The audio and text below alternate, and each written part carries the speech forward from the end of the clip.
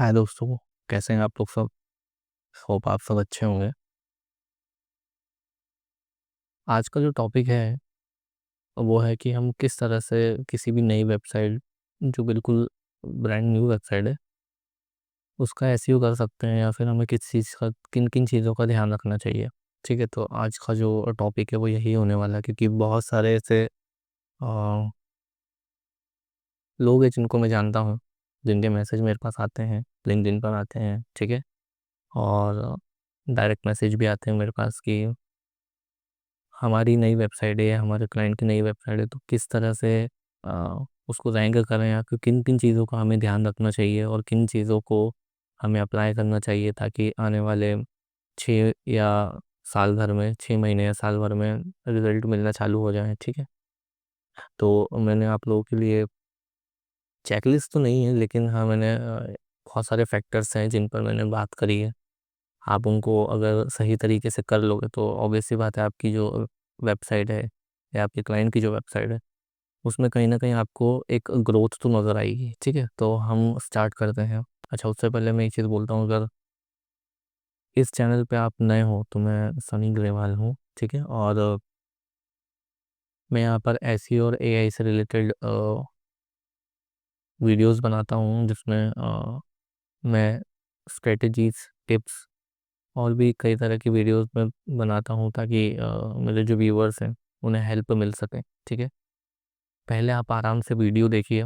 अगर आपको ये वीडियो में वैल्यू नज़र आती है, उसके बाद ही आप मेरे चैनल को सब्सक्राइब करें। ठीक है, और प्लीज़ कमेंट ज़रूर करें मेरे वीडियो के नीचे कि आपको और किन किन टॉपिक्स पर वीडियो चाहिए, और मैं किस तरह से वीडियो को और एनहेंस कर सकता हूँ। ठीक है, तो हम आते हैं अपने टॉपिक पर सबसे पहले हम देखेंगे कि SEO tips for new website. ठीक है, बिल्कुल ब्रांड न्यू वेबसाइट अगर किसी की है तो किन किन चीज़ों का ध्यान रखना चाहिए। सबसे पहले आपको ट्रेडिशनल एसईओ को फॉलो करना पड़ेगा। ट्रेडिशनल एसईओ भी पूरी तरीके से एंड तो नहीं हुआ है ना। ट्रेडिशनल एसईओ में बहुत सारे ऐसे फैक्टर है जो काम अभी भी करते हैं, तो आपको उनको ध्यान में रखना है।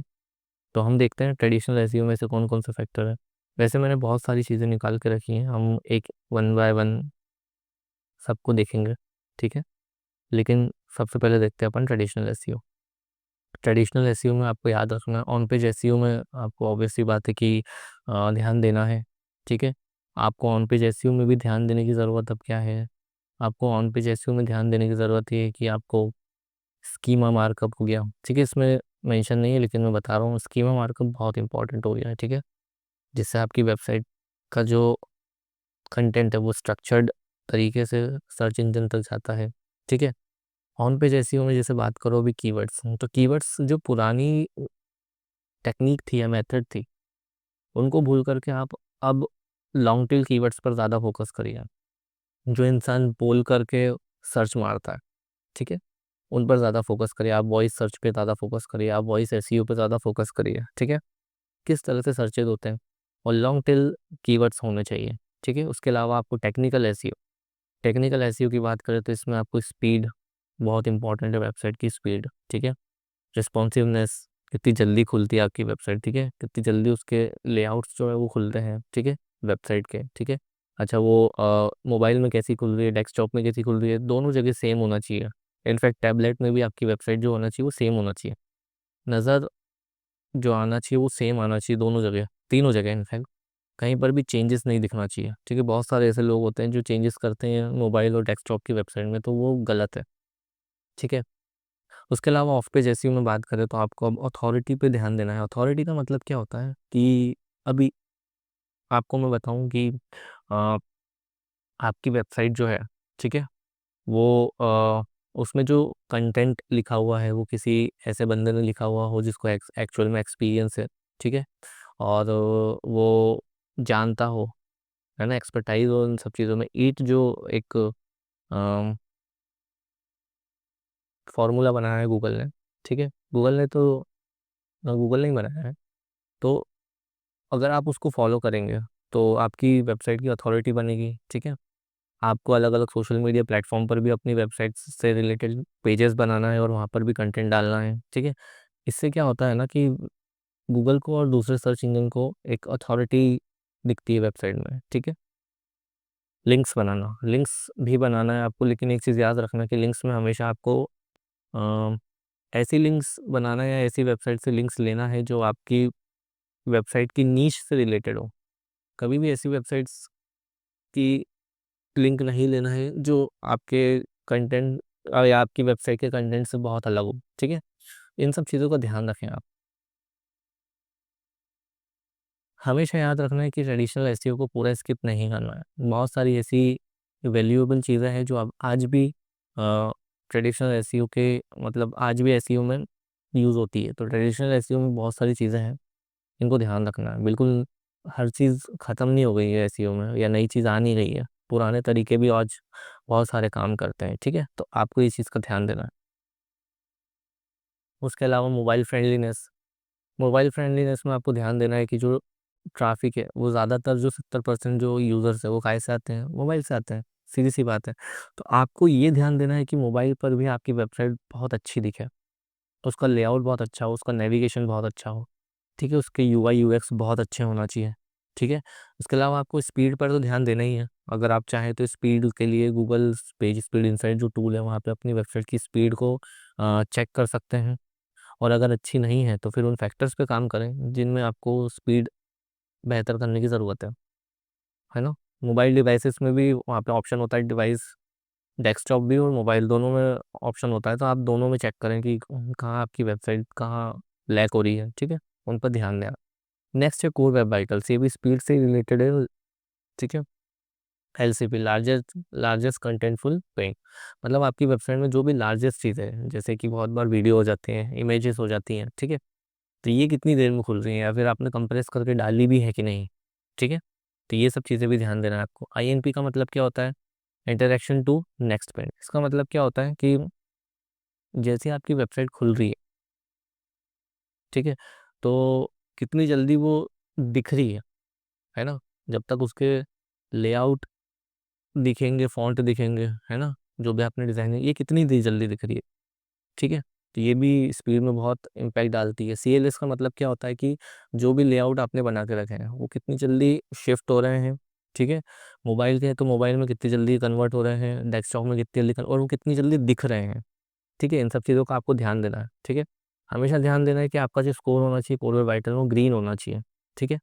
उसके अलावा जो क्रॉलर एक्सपीरियंस है ना, और जो यूज़र एक्सपीरियंस है उस पे भी आपको बहुत ध्यान देना है। स्पीड का सीधा सीधा मतलब होता है कि यूज़र एक्सपीरियंस आपका अच्छा है कि नहीं। अगर आपका यूज़र एक्सपीरियंस अच्छा है तो वाकई आपकी वेबसाइट की जो स्पीड है ना वो वाकई अच्छी है। और अगर वेबसाइट स्पीड ख़राब है तो यूज़र एक्सपीरियंस ख़राब है, ठीक। इन सब चीज़ों का ध्यान देना है आपको। उसके अलावा आपको मैंने अभी पहले भी बताया था लॉन्ग टेल कीवर्ड और कन्वर्सेशनल क्वेरीज पे आपको बहुत ध्यान देना है, ठीक है। ऐसे कीवर्ड पर ध्यान देना है जो आंसर देते हों, ठीक है। एग्जाम्पल के लिए यहाँ पे देके रखा है why this school is best, how to choose. ऐसे क्वेश्चनेबल कीवर्ड्स पे आपको बहुत ध्यान देना है। मतलब इंफॉर्मेटिव कंटेंट पर आपको बहुत ध्यान देना है, इंफॉर्मेटिव कीवर्ड पर आपको बहुत ध्यान देना है, इनको ही आपको टारगेट भी करना है, ठीक है। ठीक है, आपको सिर्फ गूगल को ही ध्यान नहीं रखना है, दूसरे भी एआई टूल्स हैं जैसे Gemini, chat GPT, Bard, deep seek, ठीक है। इन सबको भी अब आपको ध्यान में रखना है और यहाँ पर आपको कंटेंट को रैंक करवाने की कोशिश करना है। और जो मैं अभी चीज़ें बता रहा हूँ इनसे आपका कंटेंट बहुत हद तक रैंक होना चालू हो जाएगा, ठीक है। रिच स्निपेट प्लान अभी मैंने बताया था, फीचर स्निपेट, रिच स्निपेट, आपको ध्यान देना है कि आपकी वेबसाइट में स्कीमा मार्कअप आपने लगा के रखा हो अलग अलग पेज के लिए, ठीक है। ये चीज़ ध्यान देना है आपको, ठीक है। टूल्स तो बहुत सारे हैं, Answer The Public, Ubersuggest, SEMS, HRF, बहुत सारे टूल्स हैं, ठीक है। तो आप जाके इनको चेकआउट करें, बहुत अच्छे टूल्स हैं ये सब, है ना। उसके बाद आपका जो कंटेंट होना चाहिए वो हाई क्वालिटी होना चाहिए, ठीक है। एक्चुअल यूज़र वैल्यू देता हो आपका कंटेंट, ठीक है। जो भी आप कंटेंट लिख रहे हो उसमें यूज़र को वैल्यू मिल रही हो, उसके आंसर मिल रहे हो उसको, ठीक है। एआई जनरेटेड कंटेंट नहीं होना चाहिए। एआई जनरेटेड कंटेंट होगा भी लेकिन अगर वो हेल्पफुल होगा तो कोई दिक्कत नहीं है, लेकिन अगर हेल्पफुल नहीं है वो तो फिर दिक्कत है, ठीक है। राइटिंग जो होना चाहिए प्रोफेशनल होना चाहिए, टोन बहुत मायने रखती है, ठीक है। स्टोरी टेलिंग होना चाहिए। उसके अलावा आपको ध्यान देना है कि जो भी लिखे वो एक्सपीरियंस बंदा लिखे, ठीक है। ईट पर आपको ध्यान देना, एक्सपर्टाइज, एक्सपीरियंस, एक्सपर्टाइज, ऑथोरिटेटिवनेस, ट्रस्टवर्दीनेस, मैंने अभी पहले ही बताया आपको, ईट पर बहुत ध्यान देना है आपको, ठीक है। इंटरनल लिंक्स, अब इंटरनल लिंक्स में आपको उन्हीं पेजेस को कनेक्ट करना है या एंकर टेक्स्ट देना है जो रिलेवेंट हो। हर किसी पेज को एंकर टेक्स्ट नहीं देना है। और आपको इस चीज़ में बता दूं कि आपको इंटरनल लिंक और एक्सटर्नल लिंक, फॉर एग्जांपल आप इंटरनल लिंक 5 दे रहे हैं तो एक्सटर्नल लिंक भी आप 4 से 5 दे सकते हैं, कोई दिक्कत वाली बात नहीं है, ठीक है। लेकिन प्रॉपर देना है, एंकर टेक्स्ट प्रॉपर रखना है आपको, है ना। वो ऐसा ना लगे कि आपने एंकर टेक्स्ट कुछ और दिया था और कंटेंट क्लिक करने के बाद कुछ और निकला, ठीक है। चीज़ ध्यान देना है। आपको अपनी वेबसाइट का यूज़र एक्सपीरियंस तो इम्प्रूव करना ही है, लेकिन बॉट नेविगेशन भी इम्प्रूव करना है। बॉट नेविगेशन का मतलब क्या होता है, आजकल बहुत सारे बॉट क्रॉलर अपनी वेबसाइट पे आ रहे हैं, तो नेविगेशन अपनी वेबसाइट का थोड़ा ठीक रखना है आपको, ताकि किसी को भी दिक्कत ना आए एक पेज से दूसरे पेज पर जाने के लिए, नेविगेट करने के लिए, ठीक है। उसके अलावा आपको क्या करना है, आपको इंटरनल लिंक्स को इतनी अच्छे तरीके से यूज़ करना है, इसको इतने अच्छे तरीके से ऑप्टिमाइज करना है ताकि आपकी वेबसाइट पे जो बंदा आ रहा है या फिर यूज़र जो आ रहा है उसका, वो आपकी वेबसाइट पर रुके, एक पेज पर ना जाते हुए वो अदर पेज पर भी जाए, है ना। उससे क्या होगा ना, आपकी वेबसाइट का रिटेंशन टाइम बढ़ जाएगा, ड्वेल टाइम बढ़ जाएगा, जो एक पॉजिटिव साइन होता है, ठीक है। इन सब चीज़ों पे ध्यान देने की ज़रूरत है। Optimise for feature snippet and zero click searches, ठीक है। यहाँ पर ध्यान देते हैं अपन, क्या है, क्या बोल रहा है ये। आपको फीचर्स स्निपेट पर टारगेट करना है ना, ताकि आपका कंटेंट बहुत अलग दिखे। यूज़ FAQs आपको अपनी वेबसाइट में डालना है, आर कंटेंट में डालना है, ठीक है। कन्वर्सेशनल कंटेंट ही आपको लिखना है, मैंने पहले ही बता दिया आपको। क्वेश्चन जिनकी करेक्ट आंसर हो, परफेक्ट आंसर हो, वो भी प्रोवाइड करना। वो FAQ में प्रोवाइड हो जाते हैं वैसे, लेकिन आप अपने कंटेंट में भी डाल सकते हो उनमें, ठीक है। उसके अलावा आपको, अगर आपका जो वेबसाइट है या बिजनेस है वो अगर लोकल SEO को डिमांड है उसकी, कि अगर वो लोकल SEO से करना पड़ रहा है तो फिर आप करें। जैसे ऑप्शनल है, हर किसी बिजनेस के लिए लोकल SEO काम का नहीं होता है, ठीक है। तो अगर है काम का तो फिर आप इसको भी यूज़ कर सकते हैं, ठीक है। लोकल साइटेशन आपको बनाने पड़ेंगे, ठीक है। लोकल बेस्ड सर्च आपको यूज़ करना है, ठीक है। For example best salon near me, इस तरह के कीवर्ड्स को आपको टारगेट करना है, ठीक है। आपको इसमें भी फीचर स्निपेट पर ही ध्यान देना है आपको, ताकि आप रैंक हाई करो, ठीक है।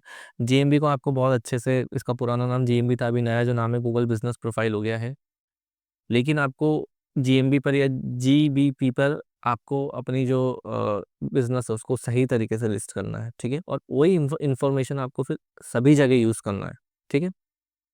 आपको जो गूगल मैप है उस पर भी अपना जो बिजनेस है उसको रजिस्टर करने की ज़रूरत है, ठीक है। और उसी बिजनेस को फिर सॉरी फिर गूगल मैप्स पर भी आप इजीली रैंक करोगे। अगर गूगल मैप्स पर भी अगर किसी को कोई सर्च करता है आपके बिजनेस को तो इजीली मिलेगा, ठीक है। उसके अलावा आपको गूगल के जो अपडेट्स आते हैं उनसे तो आपको ऑब्वियस सी बात है यार, लेटेस्ट अपडेट पे आपको बिल्कुल ध्यान देना ज़रूरी है।